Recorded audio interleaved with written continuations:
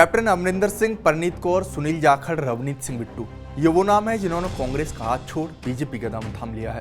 लिहाजा पंजाब में कांग्रेस ने डैमेज कंट्रोल की कवायद भी शुरू कर दी है। सूत्रों के मुताबिक कांग्रेस आलाकमान अब अपने नेताओं पर चुनाव लड़ने का दबाव बनाने के बजाय नरम रुख अपनाकर उनको कंफर्ट जोन में रखने की कोशिश कर रहा है। ये सब क्यों हो रहा है, इस रिपोर्ट में बताएंगे। नमस्कार, मैं हूं देवेश यादव और आप देख रहे हैं टीवी 9। पंजाब में कांग्रेस को अपने ही नेताओं को कंफर्ट जोन में रखना पड़ रहा है। इसके पीछे की बड़ी वजह लगातार पार्टी छोड़ रहे नेता हैं।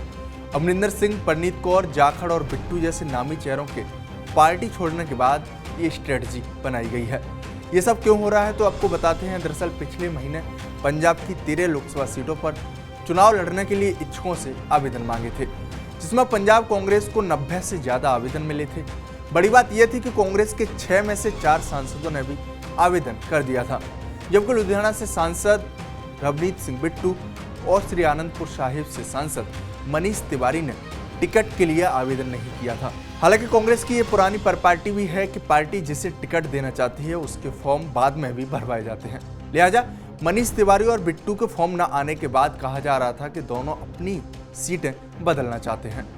सूत्रों के मुताबिक मनीष तिवारी चंडीगढ़ से चुनाव लड़ने के लिए इच्छुक थे, जबकि 2 बार लगातार चुनाव जीत चुके रवनीत सिंह बिट्टू अपनी सीट बदलना चाहते थे।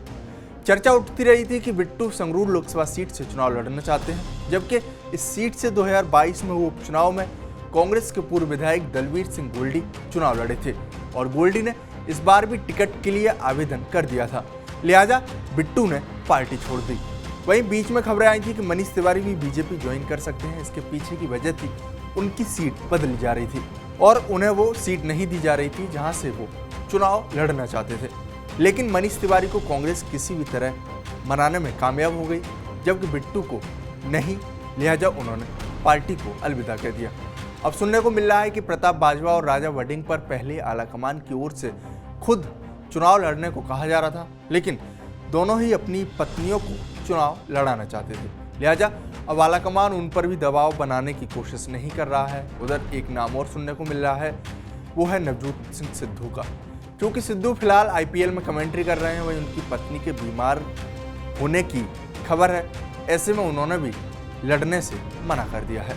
लेकिन पार्टी अब किसी पर भी चुनाव लड़ने का दबाव डालना नहीं चाहती है। उधर चरणजीत सिंह चन्नी का नाम पहले से ही राजस्थान की गंगानगर सुरक्षित सीट से स्क्रीनिंग कमेटी में रखा गया था। अब चन्नी को उनकी पसंदीदा जालंधर, जो कि सुरक्षित सीट है, लिहाजा यहां से लड़ने को कह दिया गया है। साथ ही सभी सिटिंग सांसदों को टिकट दिए जाने का भी आश्वासन दिया जा रहा है और ये सब इसलिए हो रहा है ताकि पंजाब में अन्य नेताओं पर चुनाव लड़ने का प्रेशर बनाया तो वे पार्टी छोड़ सकते हैं। लिहाजा कांग्रेस की कोशिश है जिससे भविष्य में कोई बड़ा नेता या सांसद पार्टी न छोड़े।